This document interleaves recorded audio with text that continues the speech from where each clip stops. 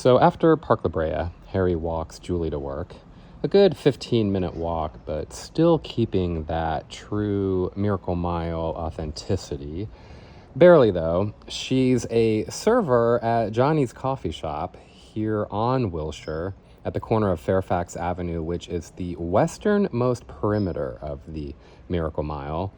And Johnny's, it's just not in the greatest condition and hasn't been for some time. We might have a Pan-Pacific Auditorium situation on our hands. I'm not sure. I really hope it can be saved and restored. I have no idea what the current situation is with it. There's not a lot out there other than it's owned by the same family who own the 99-cent store chain. And it was last used as the West Coast headquarters for the Bernie Sanders campaign when he ran for president back in 2016. But even before that, it had been shut down as a restaurant. And honestly, it probably made more money being used in film and television than it ever did in its entire run as an operating restaurant. It's been in so many big movies, which is probably what helped it earn its status as an LA historical landmark in 2013. Probably the biggest and most memorable movie to use the diner was 1998's The Big Lebowski. John Goodman and the dude, Jeff Bridges, have a scene right at the counter. And another movie just as big was Quentin Tarantino's Reservoir Dogs from 1992. Tim Roth, who played Mr. Orange, has a scene inside the diner. Also, two fantastic Edwards filmed here, Edward Norton and Edward Furlong. All right, I said Edward too much and now their names don't sound right. Neither of them feel like Edwards either. Edward, it's so weird now. Anyway, they starred together, of course, in 1998's American History X, and they have a scene that takes place here. Johnny's, it was really busy in 1998. It was used in the Meg Ryan, Nicolas Cage romantic drama City of Angels. The scene that used it featured Nicolas Cage and Dennis Franz, who was taking some time off from NYPD Blue to make a movie. Also in 1998, it appeared in Very Bad Things, written and directed by our very own good pal, Peter Berg. He directed some very great actors in this movie, including Christian Slater, Jon Favreau, Jeremy Piven, and Leland Orser, who all four show up at Johnny's coffee shop. But before any of this, including Miracle Mile, the diner appeared in two underrated 80s flicks. 1983's Suburbia. Not much of a cast in terms of big names, but it's really, really fun. A great drama / thriller that used the diner. And it's also in a ridiculously zany, silly movie, 1980's Midnight Madness, which I am seriously considering doing a story location tour on. It's just a wild comedy that pits together college students against one another in an all-night scavenger hunt that takes place really all over Los Angeles. Needless to say, they come here. The only really well-known actor to come from Midnight Madness was Michael J. Fox. Oh, wow. How about this view? The lovely people at the Peterson Museum, which I'll show you more of later, have been kind enough to bring me up here to the roof so that I can show you Johnny's, which opened in 1956. Well, it was then called Romeo's Times Square. I have no idea why or where that name came from, but a few years later it became Rams. People knew it as Rams in the early 60s, but it became Johnny's in 1966 and would remain Johnny's until 2000. And it's one of the many iconic LA diners that exemplifies Googie architecture. What is Googie architecture? Well, it's a style known for its big bright signage, lots of flashing light bulbs, big overdramatic roof lines, a lot of glass, windows, just an overall Southern California vibe that has to be experienced in order to be understood.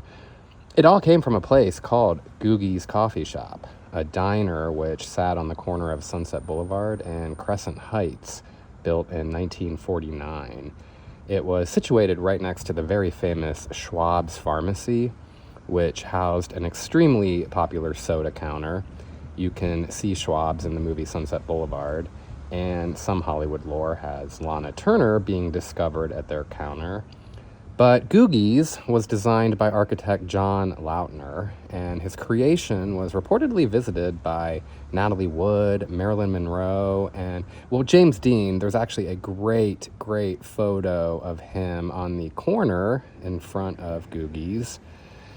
But at the time, this style of architecture was heavily criticized. People thought it was too modern, too bold, too edgy, but now these places, they have this retro, classic, iconic feel to them. Googie's, as well as Schwab's, were eventually torn down and replaced by what I think is just an ugly, outdated, awful center. But luckily, Johnnie's is still here. Kind of. Not sure exactly how much longer it has. And it's a mess right now because of the metro construction. In fact, all of Wilshire is severely torn up at the moment as they work on the underground metro system. In 1994, Johnnie's was purchased by the Gold family. Like I said, they own the 99-cent store chain. But 6 years later, they closed the diner down. Oddly enough, though, they never turned the lights off. And oh, how I wish you could see them all lit up in their glory. This place, it was so bright, and it was just always so cool to drive by at night because it was lit up like the Las Vegas Strip. You can see it in Miracle Mile, however, and we'll see more of it at night. It plays a major part in the movie. It's where Julie works, but ironically, we never see her working inside. Again, Harry walks her to work, and they have their first kiss under the glorious twinkling lights, and Julie has her best line in the entire movie. They're going to hang out again after her shift ends at midnight, so she tells Harry to go get some rest because she is going to screw his eyes blue. So good. I love it.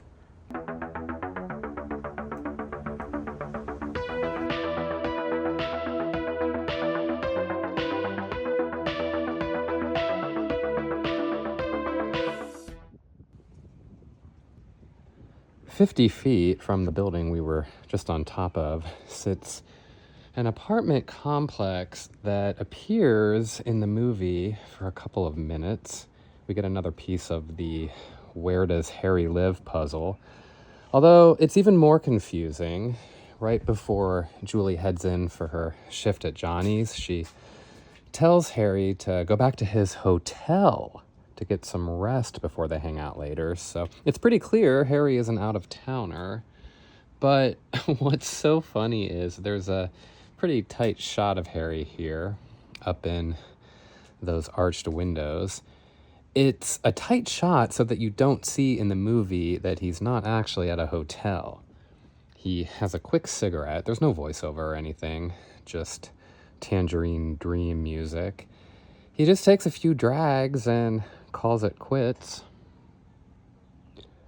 While he is up here smoking his cigarette, he looks down on this homeless woman who looks like a high schooler playing Mary Poppins. It's so strange.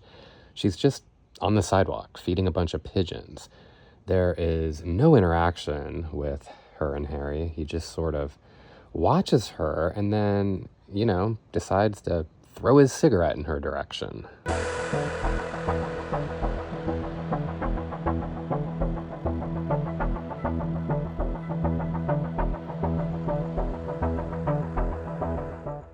Harry gets in bed and sets his alarm for midnight so that he can go pick up Julie after her shift ends.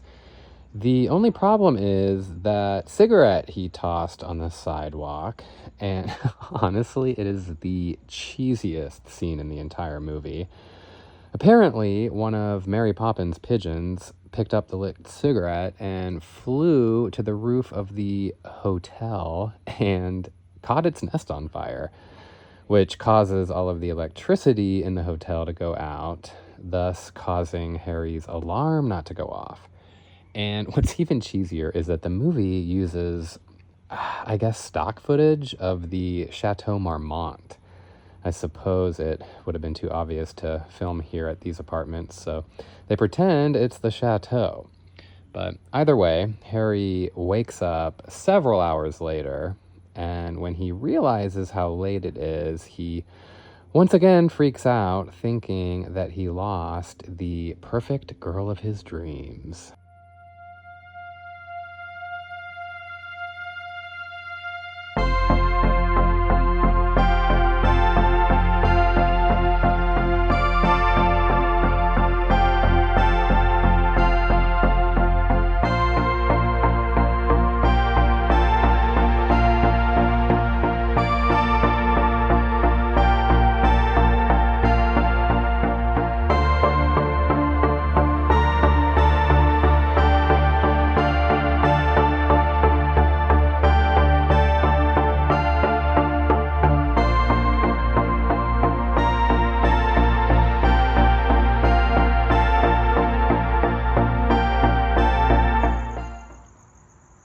Do you know why I love Julie's hair in this movie? No, Justin, tell us. Fine, I will. Because she's the leading lady of the movie, but she totally has best friend hair. It's the hair you usually see on the best friend, not quite the lead character. And here she is, totally rocking it as the top-billed woman, the star. I like it. And she and her bold haircut wait here for Harry outside, and then she's like, nah, going home. She gets back to her apartment in Park La Brea and pops a Valium, totally pissed that Harry ditched her.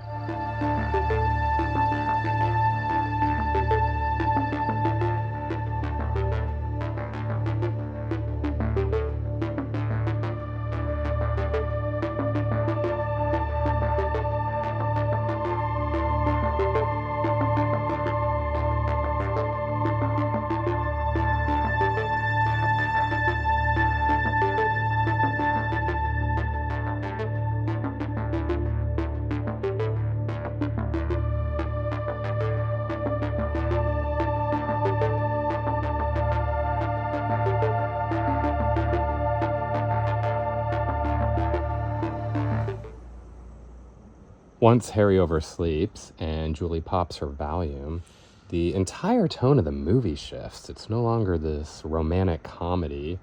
The voiceover is gone, the music is darker. Well, LA is darker because it is nighttime. And not just night, it is late night. And in fact, I am such a dork that I had to come here at the same time that the movie took place. It's actually a little earlier. It's almost 3. I know, it's crazy, absolutely insane, but there's just something cool about it to me. But imagine every one of those light bulbs blaring as bright as the N and I still are. Still holding on. Or in, I guess.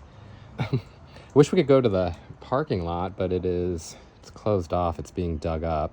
It's where Harry parks his car. Oh yeah, he has a car. He is clearly driving from gig to gig. Probably doesn't live that far. But these rats fall on the hood of his car when he parks. Some sort of metaphor, I'm sure. But he walks into Johnny's and passes this tarot card fortune teller woman passed out or dead. It's really tough to tell, and absolutely no one seems to notice her. But Harry has more important things going on, like finding Julie. He goes up to a fellow coworker, another waitress named Susie, who has made a career out of playing waitresses. Her name is O-Lan Jones. She's done it on The Truman Show, Seinfeld, really a ton of movies and TV. And she's even in 2 episodes of Chicago Hope with Peter Berg. She's worked very consistently since 1978, but I recognize her most from Edward Scissorhands. But in this movie, she tells Harry that Julie went home, upset that he never showed up. He explains that the power went out, so she's like, fine, Julie's last name is Peters, she's listed in the phone book, go call her. But as he leaves, we meet a few more characters, Harlan and Mike. Harlan is played by Claude Earl Jones, and Mike is Alan Rosenberg. Both have extensively long resumes, credits way too long to list. But Alan is more recognizable to me. And speaking of Chicago Hope, he was on 16 episodes, and he appeared in an episode of ER, for which he was nominated for a guest starring Emmy. The 90s were really great to him. He starred alongside Christine Baranski and Sybil Shepherd on Sybil, and later he served as the president of the Screen Actors Guild. Claude, he passed away in 2019, but Alan continues to work, most recently on The Good Fight, once again with Christine Baranski, and the TV show Bosch. But in this movie, they are 2 stereotypical diner dudes, completely intimidated by strong businesswoman Landa. No, not Linda, Landa. And it's the 80s. She has a short, sensible haircut and a briefcase, so we know she means business. And we're proven right when she greets Fred the cook. She calls him by his name as he turns the TV to the stock market. Just a nice little moment showing us that she has definitely been to this all-night diner quite often. And she is played by Denise Crosby, as in the granddaughter of legendary crooner and actor Bing Crosby. Bing, according to some of his children, was a nightmare of a father. Claims of verbal abuse, physical abuse, they're all attached to his legacy. Barbara Walters even grilled him on what a cold father he was, and he didn't even try to pretend that he wasn't. He even admitted later in life, shortly before he died in 1977, that he had failed as a father. Really a tragic situation. 2 of his sons grew up to commit suicide, one of them being Denise's father, Dennis, for whom she was named. Bing even said to Barbara Walters that he would never again speak to any of his sons if they ever even lived with a woman out of wedlock. And he meant it. Dennis had Denise out of wedlock, and from what I've read, she never even met her grandpa. I mean, he died right before she turned 20, so maybe she did. Only she knows for sure, but I'm pretty certain they didn't even have a relationship. But Denise, she was born on November 24th, 1967 in Hollywood and even graduated from Hollywood High. She closed out the 1970s with a spread in Playboy magazine and then kicked off the 80s with a gig on Days of Our Lives. She did some TV parts and even appeared in the movie 48 Hours before landing her role as Landa. Really, though, she's had a great, consistent career since Miracle Mile. She was in a bunch of movies. Deep Impact comes to mind first. And she's done a ton of TV like Mad Men and The Walking Dead, several episodes of Ray Donovan. Oh, she also had a big part in Suits, the show that everyone seems to currently be binging on Netflix. And I am not a Star Trek person, but she was on Next Generation. And I think she's currently on General Hospital. Meanwhile, Harry is outside here on the payphone, which I don't believe ever existed. It was part of the set, much like the giant hamburgers you see spinning on the sign when he pulls up. Those were added too. But Harry, he gets Julie's answering machine. He apologizes and tells her he's going to order some food and will be waiting at Johnny's if she wakes up and decides to give him a second chance. Then he decides to grab a newspaper, but before heading back into the diner, the phone in the booth rings.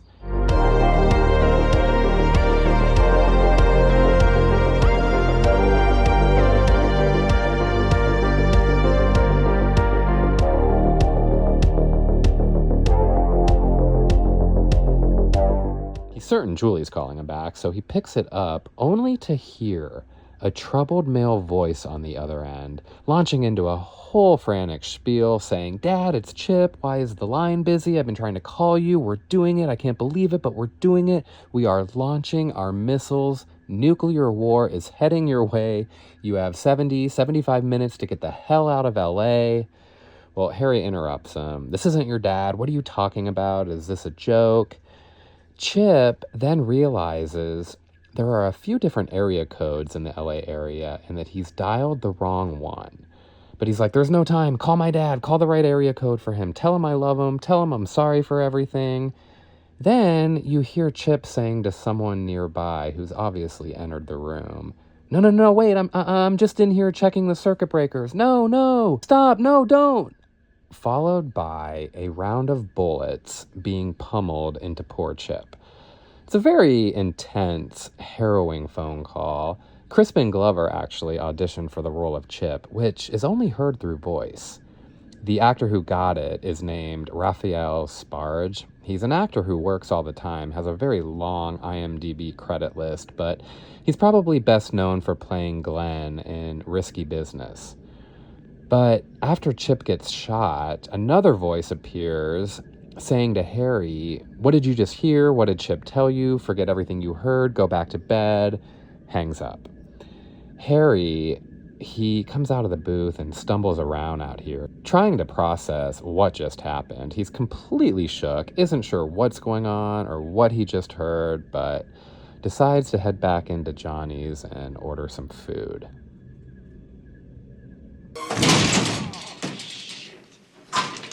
Harry walks back into the diner, all while Mike and Harlan are just sending a perfect storm of sexual harassment Landa's way. But she's just like, "Yeah, whatever, okay." But we also see 3 more Night Owl customers, and I want backstories on all 3 of them, especially the woman sitting right here by herself in the booth, dressed as a flight attendant. You can tell she's about to take her very first flight as one because she's practicing telling the passengers how to apply the oxygen mask, and I don't know why, but it just kills me. She's just called stewardess in the credits, but she's played by an actress named Diane Delano, who simply has not stopped working since she made this movie in 1988. She was born right here in LA on January 20th, 1957, and prior to Miracle Mile, she had small gigs on episodes of St. Elsewhere, Scarecrow and Mrs. King, Growing Pains, Hunter. She did 6 episodes of LA Law, but after this movie, she never really stopped.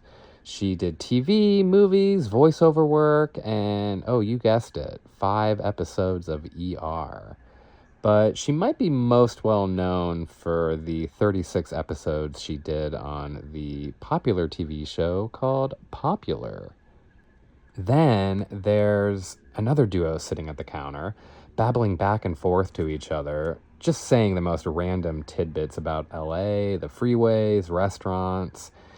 And there's a man in a suit, and he is played by a very recognizable character actor who actually just passed away in January of 2023, Earl Boen. He was born on August 8, 1941, and started his TV and film career in his 30s, usually playing judges, psychologists, and religious men like Father Salerno on 2 episodes of The Golden Girls. He was a priest on Three's Company, too, and he was a priest on The Wonder Years. He was also on the TV show Amen, but he played a doctor. He dominated the 80s with acting work. He was in all of the Terminator movies, probably his most known role. But here in this movie, he's sitting with, and this is what I love about this movie, there is 0 explanation. He's just sitting with what is labeled in the credits as a transvestite.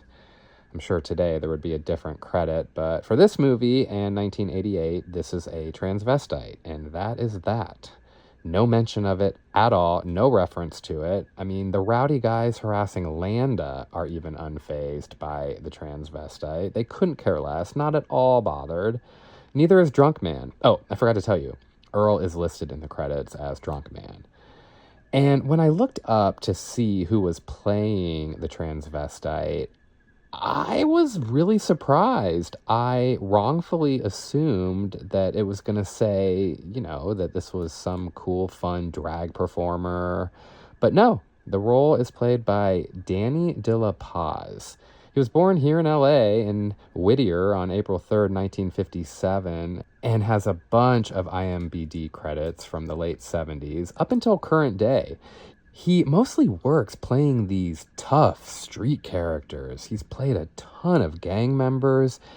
And I just love that he was like, sure, let me dress in drag. I'd love to be in this movie. It's so great. And again, there's just no mention or reference to it. They just all treat the character like everyone else, as it should be.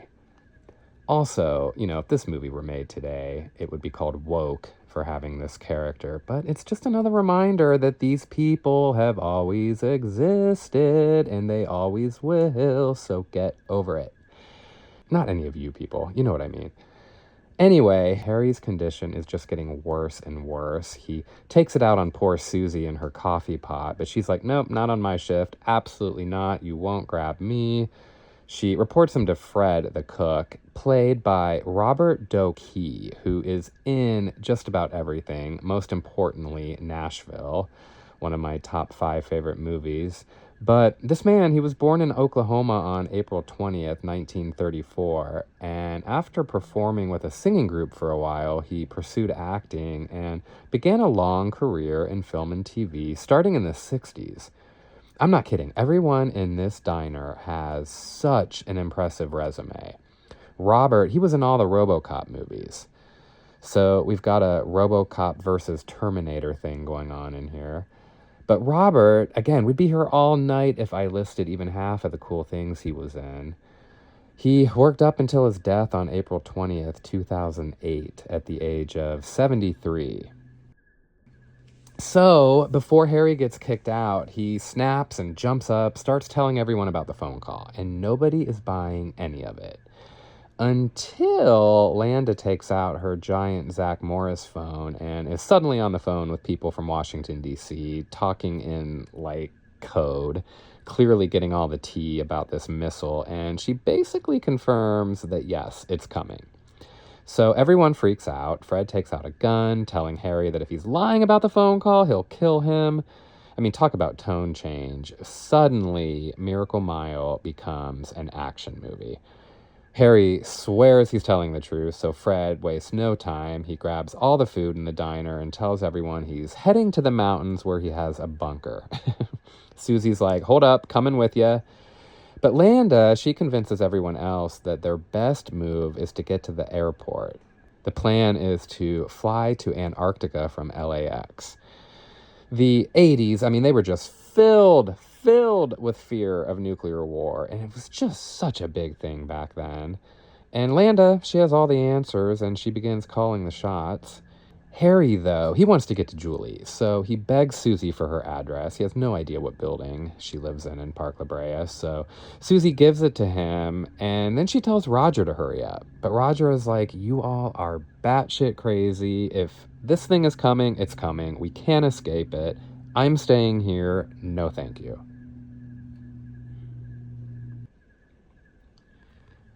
So Fred has a catering truck. He agrees to drop everyone off at LAX on the way to his bunker. And while everyone is out here, Landa notices what was back then called the Mutual Benefit Life Building. While they all head to the airport, she's going to arrange for a helicopter to land on the roof of the skyscraper because there are still some people in LA who she wants in Antarctica with her, so she's going to call them and tell them to catch the helicopter that will then take them to LAX. Actually, a very, very smart idea. But there's all sorts of chaos happening, too. Everyone's throwing food in the truck. 2 new people have suddenly showed up. They're just extras. They barely speak. We know zilch about them. But worst of all, well, I mean, besides a nuclear missile heading to LA, is that Harry's car gets stolen right in front of him. So he begs Fred for a ride and asks to pick up Julie on the way to LAX. And Fred's like, yeah, hop in. We got to go. And everyone gets in the truck, and you can see that it's called Fat Boy Catering. Now, this was a reference to the names of 2 atomic bombs dropped on Hiroshima and Nagasaki. They were called Fat Man and Little Boy.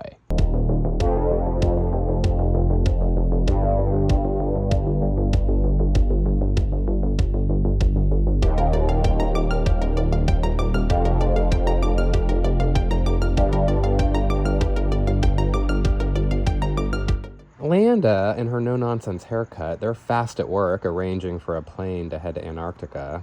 You know, 2 guys who've been sexually harassing her all night and a trombone player whose name she learned just 60 seconds ago. But yeah, let's all live together in Antarctica. Honestly, I think I'd stay behind in the diner with Roger. But the truck scene, it's just 80s perfection. Landa, she asks Susie and Michael to compile a list of all the geniuses that they would want to catch the helicopter to have with them in Antarctica. And Susie's like, okay, how about Lakers coach Pat Riley and Dr. Joyce Brothers? And Michael's like, no, we need people like Harry Belafonte. I mean, such a ridiculous scene, but honestly, I'd probably go to Antarctica if Harry Belafonte was living there. Meanwhile, though, Landa, she's on the phone with Carl Sagan. Yeah, renowned genius scientist Carl Sagan, just totally answering his phone for Landa.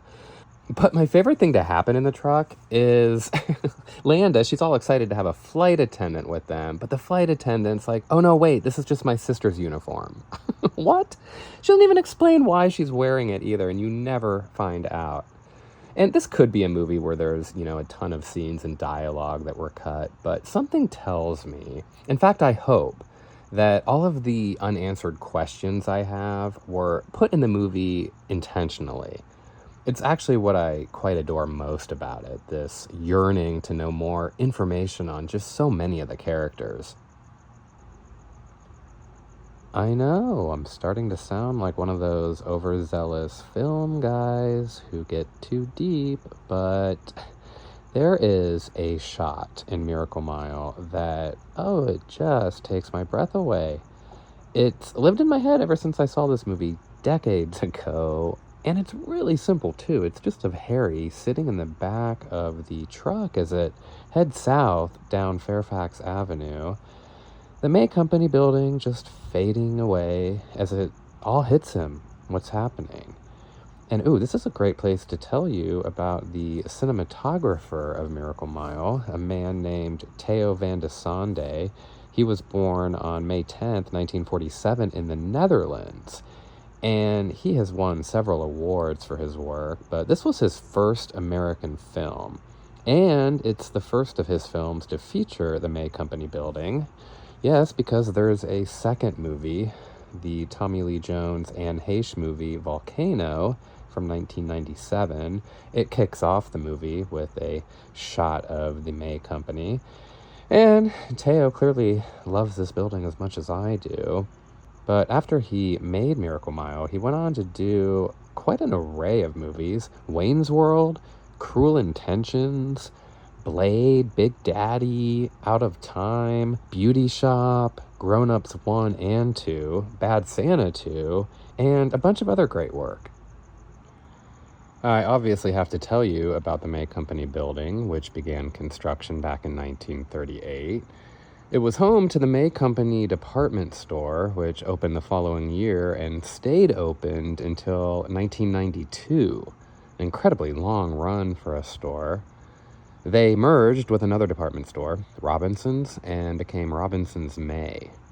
The year that they moved out in 1992, the building received landmark status. And, well, it's an example of streamlined architecture. When you break it down, it's really kind of simple in design, yet so powerful. And I'm really happy that this building has remained the same all of these years. Well, except that it now says Academy Museum, where May Company once sat, but this is much cooler because it has been home to the Academy Museum of Motion Pictures since 2021. If you donate $50 million to the museum, you can get the building named after you, which is what happened in 2017 when Cheryl and Haim Saban forked over that astronomical sum. Good for them. They are both philanthropists, still very active in the entertainment business. And there's really not a whole lot of history out there regarding this building. I mean, there's not really much to say about a department store occupying it for over 50 years, other than department stores, they used to be a thing. And May Company, they have roots that go way back, much earlier than even this building.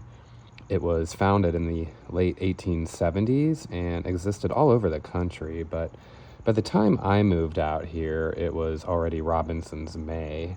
But one cool thing about this building is that it was designed by Albert C. Martin, who also did the iconic LA City Hall building. I just realized that on this side there are a lot more lights still flashing. So ominous this time of night or morning.